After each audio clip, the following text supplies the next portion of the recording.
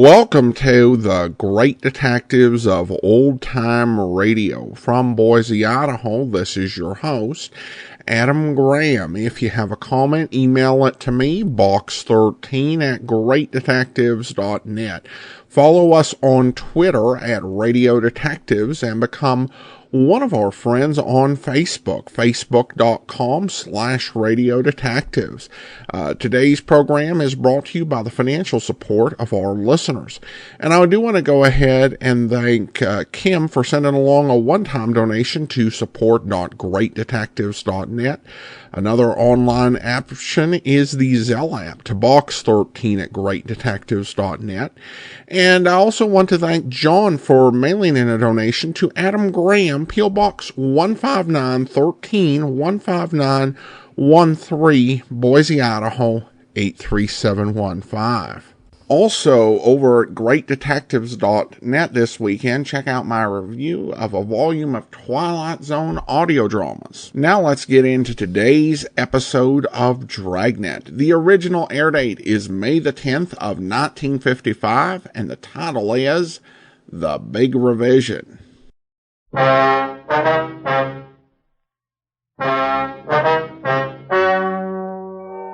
Ladies and gentlemen, the story you are about to hear is true. The names have been changed to protect the innocent.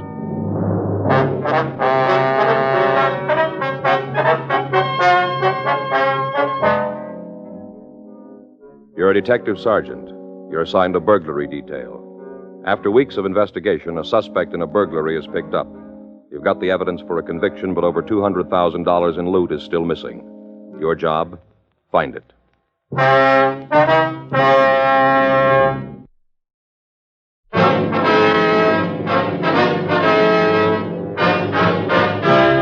Dragnet, the documented drama of an actual crime. For the next 30 minutes, in cooperation with the Los Angeles Police Department, you will travel step by step on the side of the law through an actual case transcribed from official police files. From beginning to end, from crime to punishment, Dragnet is the story of your police force in action.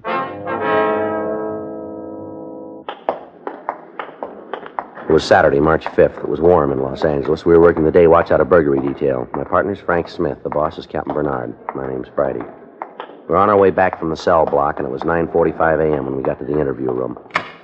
Felony section. I'll get the light. Go on in, Bowen. Okay. Sit down. Over there. You want to smoke? Here's a light.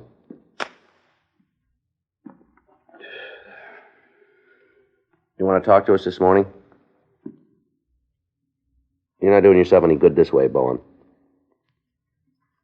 We checked your apartment, Bowen. Found a set of tools our crime lab says are the ones used in the Hendricks job. We can put you in the front room of the house. You're dead, Bowen. Why don't you admit it? This is the first time you've been nailed for anything big. You go along with us, and the judge might take it into consideration. If we have to write it up this way, he's liable to throw the book in your face. Who was with you on the job, Bowen? We know you didn't swing it alone. Somebody had to carry the light. Come on, who was it? All right, what about the loot? Where's that? That stuff's not going to do you any good in the joint. There's over $200,000 in furs and jewelry missing. We know you had it. Now, where is it? How about it, Bowen? You're just causing yourself a lot of grief. Okay, let's go. On your feet. Come on.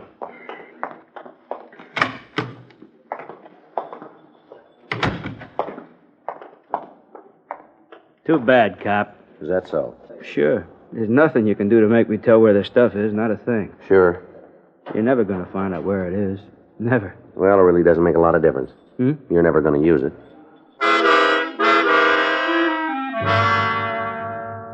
Three weeks previously, on February 10th, two unidentified persons had entered a home in the Bel Air district. They'd taken furs and jewelry valued at over $200,000. The investigation conducted by burglary detail had netted one of the suspects. He was identified as Cade Bowen, WMA, 32 years. His arrest record had listed several charges of drunk driving and disturbing the peace. However, he'd never been picked up on a felony before. In spite of our efforts, we'd been unable to break him down. He refused to identify the other suspect or to tell us where we could recover the stolen goods. All of his friends and relatives were questioned. None of them could aid us. The case on him was prepared for the district attorney's office, and we continued to look for the other suspect. Monday, March 7th, 8:02 a.m., I checked into the squad room. That you, Joe? Yeah. Oh, you're late. A couple of minutes, yeah. I got it. Burglary Friday. Oh, yeah, Emery. Mm-hmm. Sure. No, not a sign of it. Well, we'd like to hear it anyway.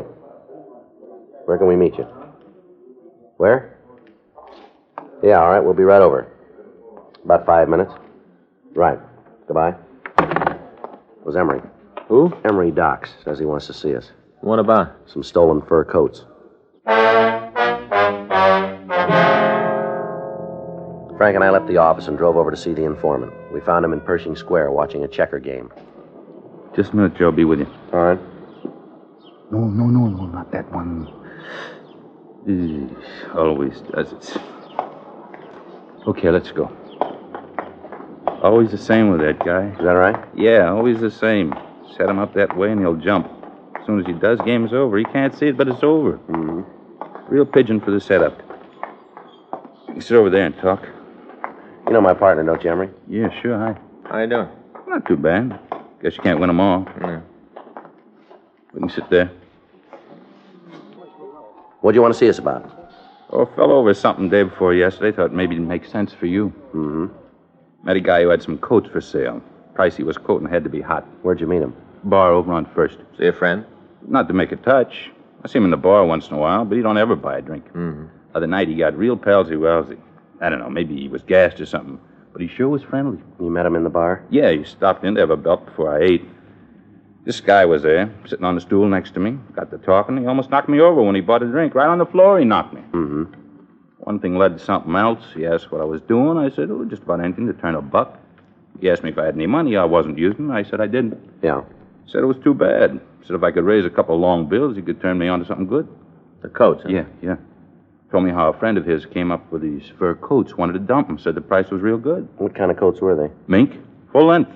Had a couple of those scarf things, too. He said they were Stone Martin or something, you know, where the skins look like they're biting each other. Yeah. Like those, Stone Martin, I think. Mm-hmm.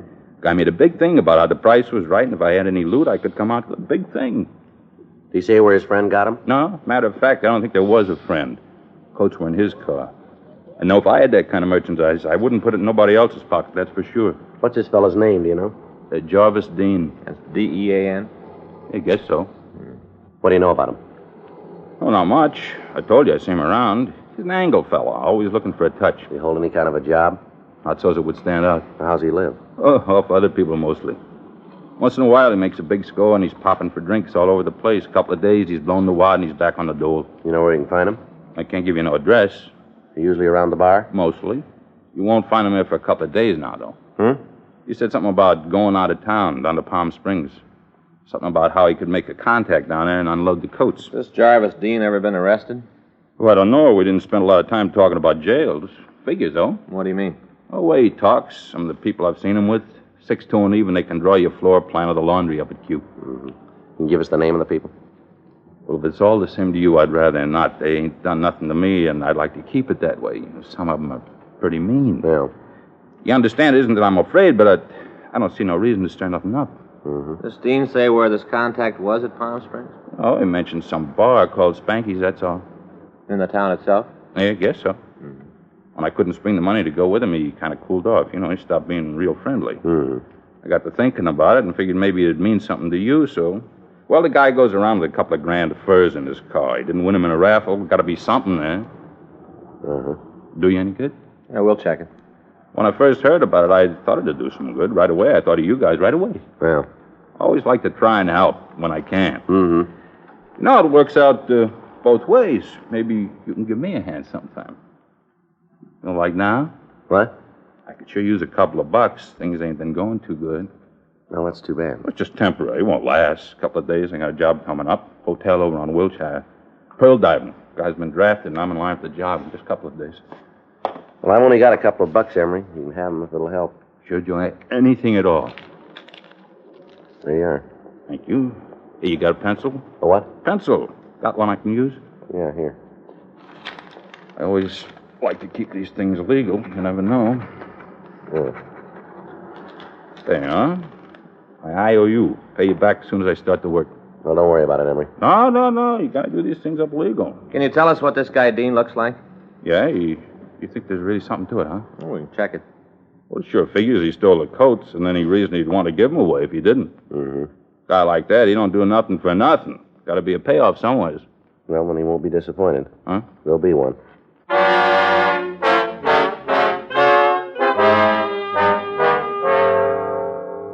Frank and I got the description of Jarvis Dean and the car he was driving, then we returned to the office. We had the name run through R&I, and we found a record.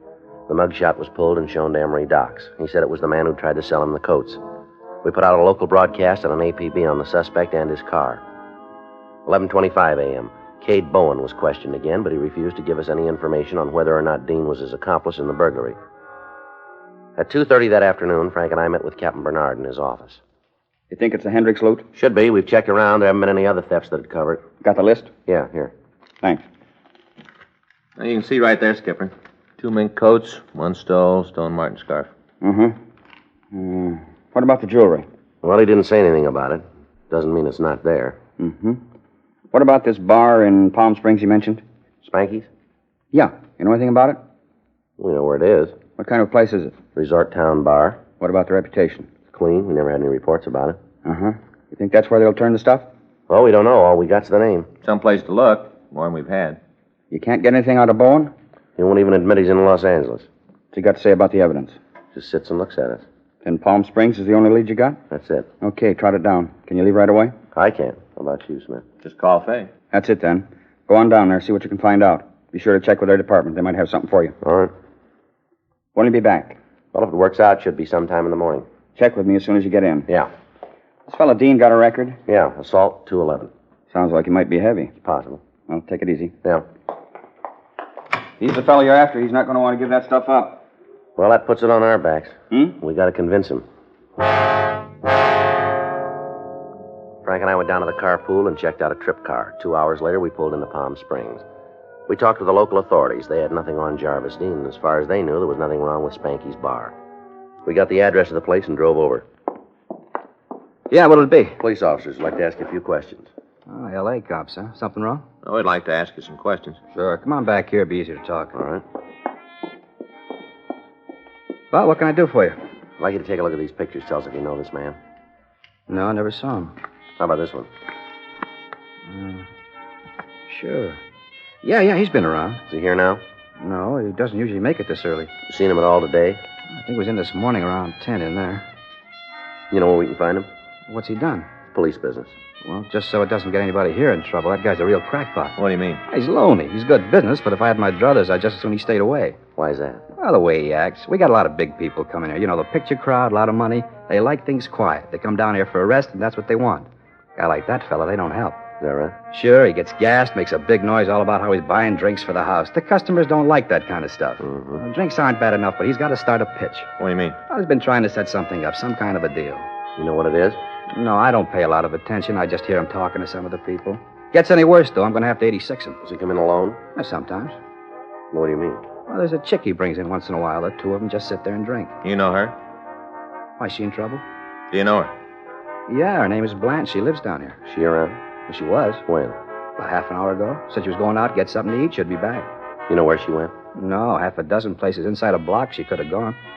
You want to talk to her, the best thing would be to wait right here. All right. She was carrying a real load when she walked out. I hope that food helps her. He said she lives down here. Yeah, she's got a place out the south end of town.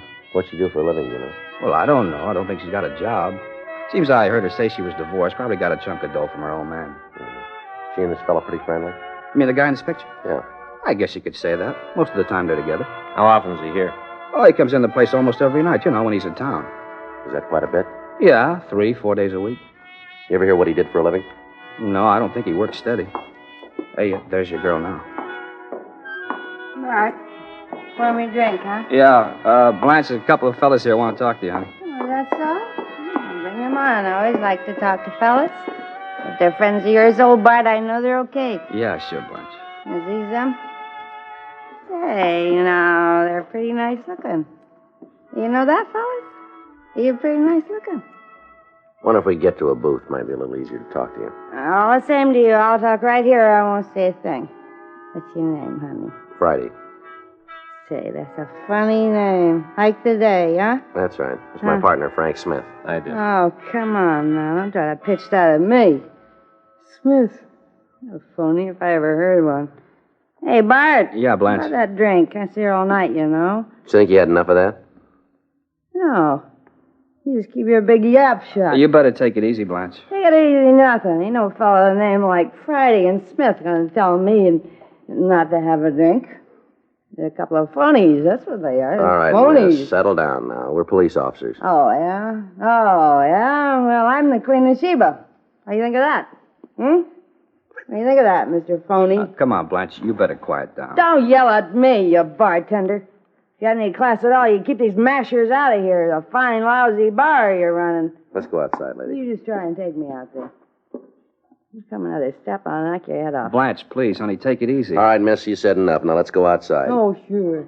You got a big picture of that, me going out there, and you two can gang up on me. No, that's N-O. I ain't going no place with you. You got it wrong. I have I? Well, I'll just show you. Police! Police! Somebody help! We are the police. You want another clout? Help! Police! Sit down.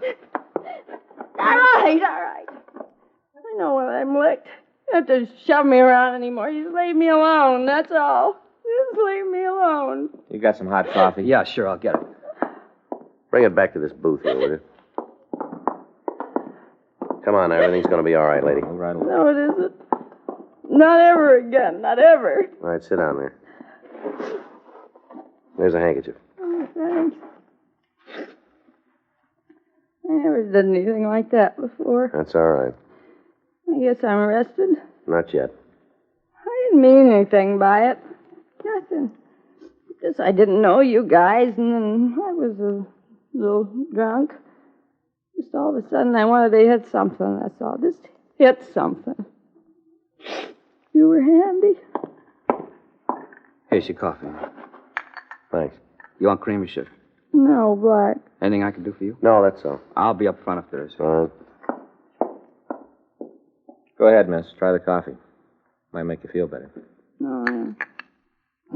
It's hot. I'm sure sorry about hitting you. That's all right. Isn't really? It's nice of you to say so. What were you going to ask me when all this started? You want to take a look at this picture here and tell us if you know the man? Sure. I guess I owe you that. Is the guy? Yeah, that one there. Oh, sure. It's Jarvis. Last name Dean? Yeah. What do you know about him? Guy. Had a couple of drinks with him. You know where he is?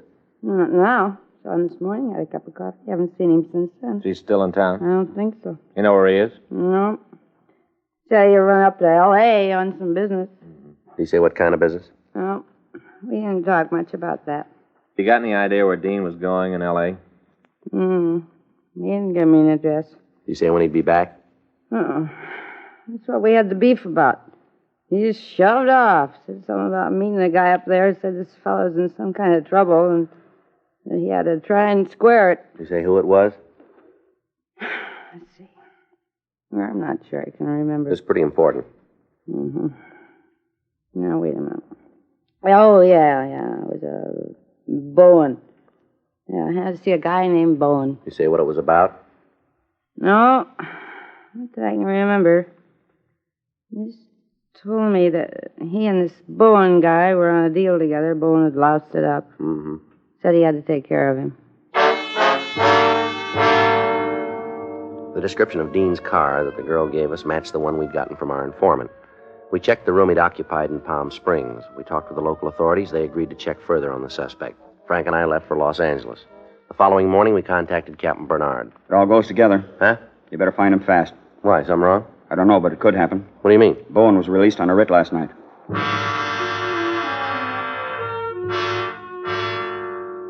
Additional bulletins were gotten out on both men. Bowen's house was put under surveillance, and all of his known hangouts were watched. 2 days passed without word. And then on Thursday, March 10th at 10:57 a.m., Frank and I got back to the office from checking out a lead. Ready? Yeah. Note in the book for you. Important. Thank you. What is it? Supposed to call the sheriff's department. Wonder what it is. I don't know yet. We'll find out. Well, I didn't figure you would, Joe, not until you made the call. Just wondered what it was.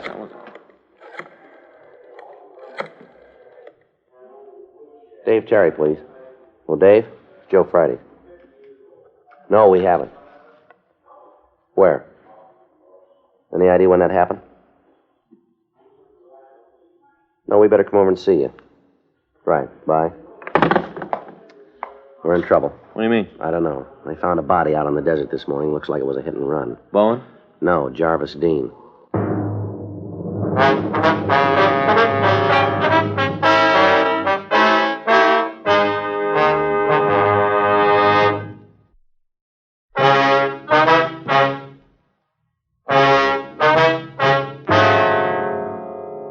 Frank and I left the office and went over to the Hall of Justice where we met with Sergeant Dave Terry. He showed us the photographs taken at the scene and the reports filed by the officers who discovered the body.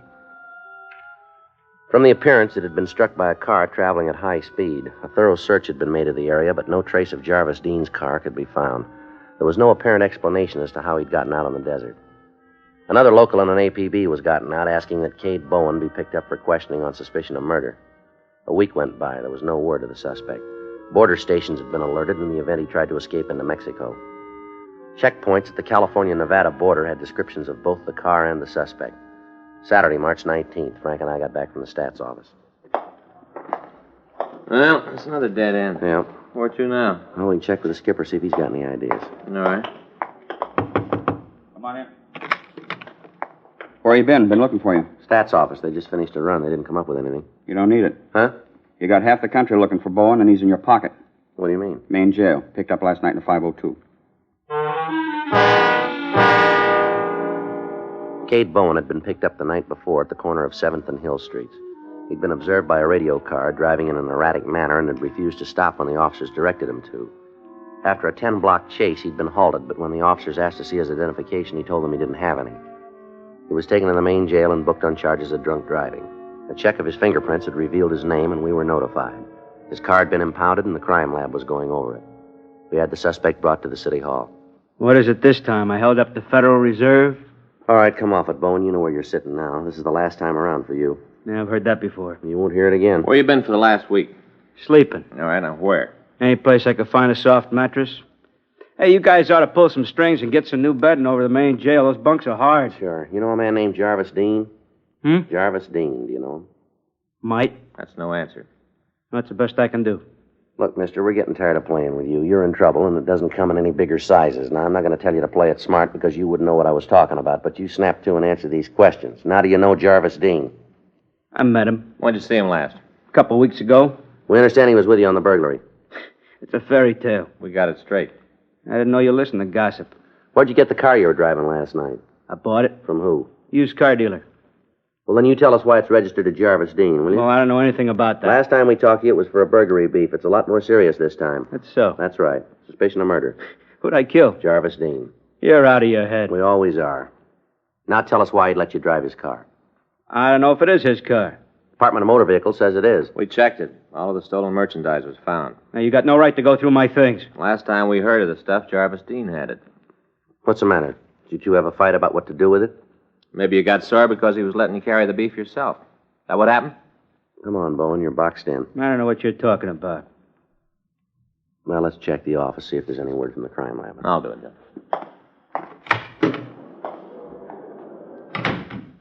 Tell you what, cop. Hmm? You win, I'll tell you. About Dean? I don't know anything about him. I'm talking about the burglary. Yeah.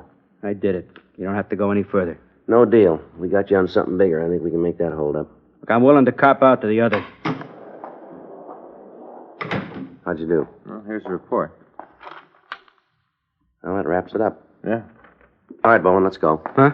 We don't have to talk to you anymore. The crime lab just finished going over the car. Yeah?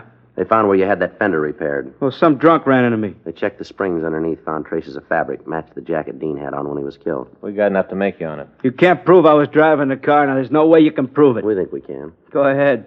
You just take it into court. Try. By the time you get through, the judge and the jury will be laughing. Is that right? Sure, they'll tell you how far out you are. They'll laugh right in your face. They'll tell you something, too. Yeah? And they won't be laughing.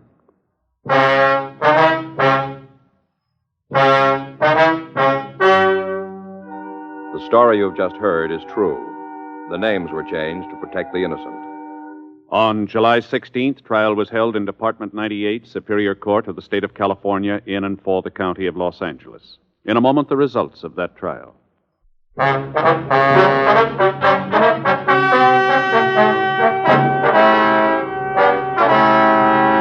Cade Neil Bowen was tried and convicted of murder in the first degree and received sentence as prescribed by law. On recommendation of the jury, he was sentenced to life imprisonment in the state penitentiary, San Quentin. You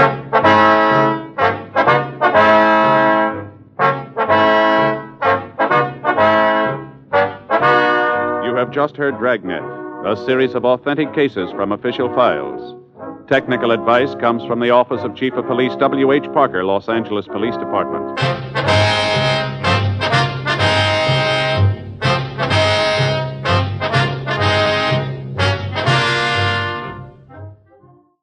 Welcome back. The size of the burglary was definitely one of the higher end crimes in terms of money that Dragnet dealt with. Just a bit less than $2 million in today's money, though it was, of course, in Bel Air. And we start with a comment from YouTube. Nova writes, I always loved Dragnet. Thanks for keeping me entertained while I iron my husband's work uniform. Well, thanks so much. Glad you're listening, Nova. And then I have this from Twitter.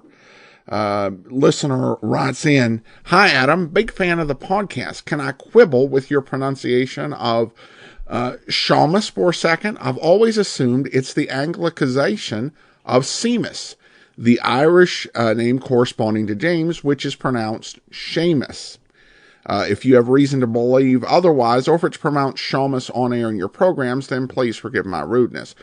No, it's not rude at all. And to be honest, I've heard it in media of the 1940s and 50s, and even of those since that are trying to capture that spirit, like a detective story set in there.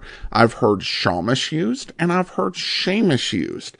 So I am not certain if there is a definitive answer that, this should be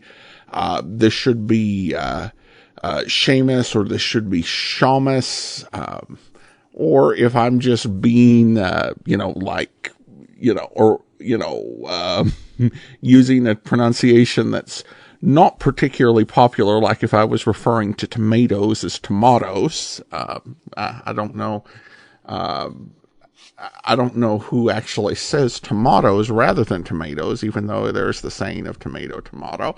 But yeah, I've heard it both ways, and I think I may have even said it both ways at various times, though Shamus just makes more sense to me.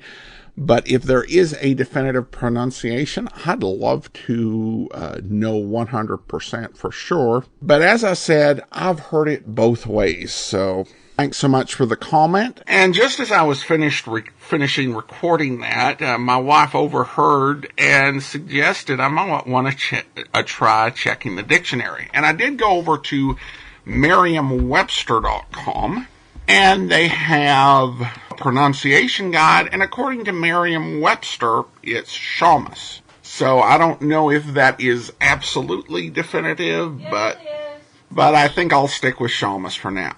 Anyway, thanks so much for the comment, and I do also want to go ahead and thank our Patreon supporter of the day. Thank you so much to Meg. Meg has been one of our Patreon supporters since September 2015, currently supporting the show at the Detective Sergeant level of $7.14 or more per month.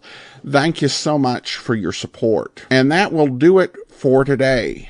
Next week, our regular lineup goes on hiatus as we celebrate 100 years of Jack Webb, his 100th birthday coming up next Thursday. And we're celebrating with 7 straight days of Jack Webb programming. You won't want to miss it. And we will be back in 2 weeks with the next episode in this series of Dragnet. In the meantime, send your comments to box13@greatdetectives.net. Follow us on Twitter at Radio Detectives and become one of our friends on Facebook, facebook.com/Radio Detectives. From Boise, Idaho, this is your host, Adam Graham, signing off.